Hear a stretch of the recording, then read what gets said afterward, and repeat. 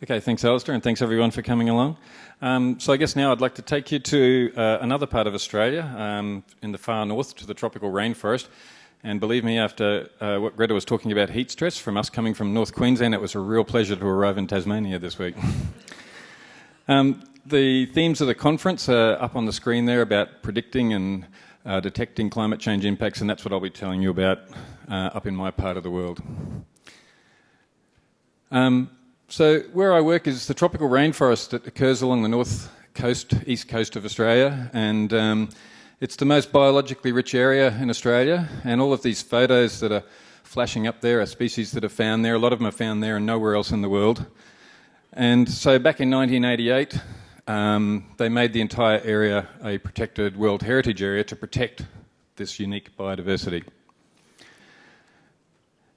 My research started out, and still does, focus on a fairly simple question. Why is a species in a place and not in another place? And so, what determines the abundance and distribution of a species?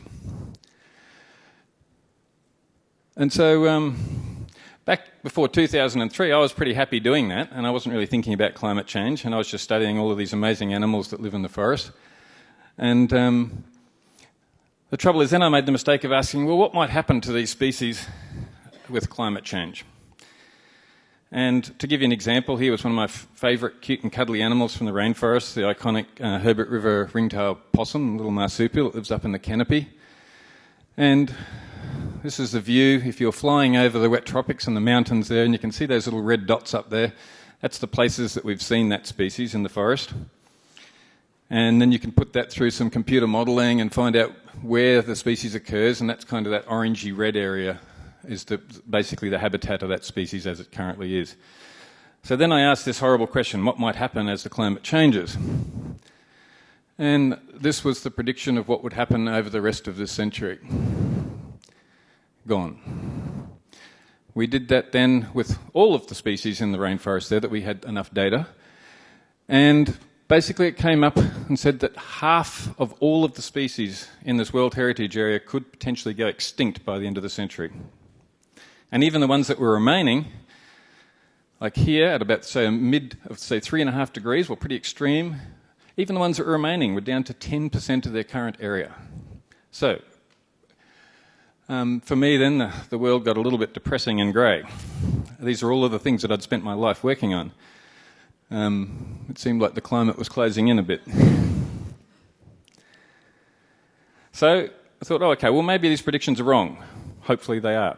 So we went out and for the last 15 years have been collecting more data, developing better models that include how uncertain those predictions are in the future, making more and more sophisticated predictions, starting to include the individual characteristics of the species. Can they adapt? Can they move? Can they live somewhere that will protect them? We even tested these things against what's happened in the past. How have these species changed in the past? The problem was that the predictions didn't change. All of that improved data really just came up with exactly the same answer. So that's why the little sad blue face down there. The next thing is, are they already moving, as Camille talked about? And the answer is another little sad face, yes. Over the last 10 to 15 years of this project, of my work up there, we've now got observational, strong data showing that lots of these species that live in the mountains in the wet tropics have now started to move up the hill in accordance with the predictions of climate change.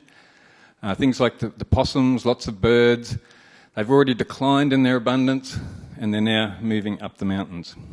And that means that the species that we used to see at, say, 400 metres up the mountain have now disappeared, and you can only find them now if you go up to 600 or 700 metres in elevation. Also, some of the more common generalist species have started expanding up into that forest. As it's got warmer, they've moved further up the hill. So, one of the things that I've been involved with over the last 5 or 6 years is the National Climate Change Adaptation Research Facility, which is a big long name, to basically try and look at what we can actually do. How can we adapt to some of these changes?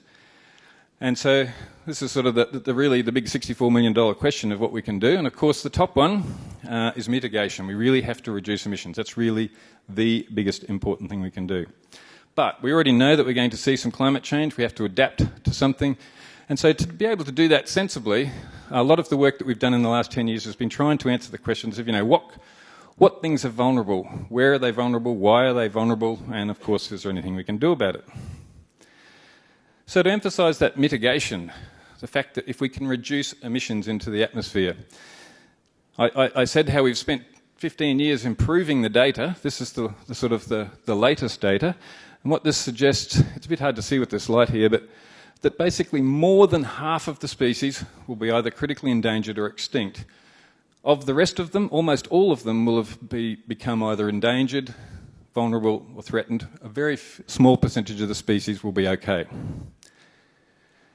That's if we continue with business as usual on the track that we're currently following.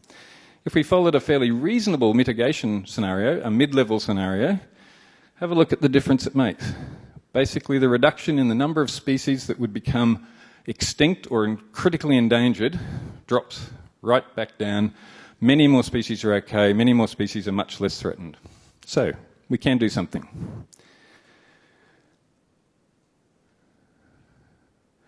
The other thing that we've been trying to do is, to use this science so that we can actually inform policymakers, managers, governments to make, better environmental decisions. We've done things like trying to look at which parts of the environment, which parts of the region are the most important, and we've done that with looking at where species are now, where they would like to be in the future, given the projected climate change, and can they get from A to B. And so this is just an example of an analysis that's trying to do that and trying to see if we've got the right connectivity so that species can move. And Lorena Falcone and I have got a talk later on in the week giving more detail on that. That's just a bit more detail. And you can see those red areas, so this is the sort of the central part of the wet tropics region, the really important bit. And these really high biodiversity, highly important areas. But the bit that we're interested in is these connectivity, these paths that species need to be able to move along to connect up these really important refugial areas. That's actually already been having impact in the region. The Wet Tropics Management Authority has used this sort of information over the last 5 or 6 years, and they've started doing restoration, tree planting in those areas to improve those corridors. And in fact, that Making Connections community project has been winning awards. That's great. The other thing that we did is we gave these kind of analyses to the Queensland Government in a collaboration with them, and help them, in the same sort of way, choose areas that were going to be the best places in Queensland to protect the most species into the future.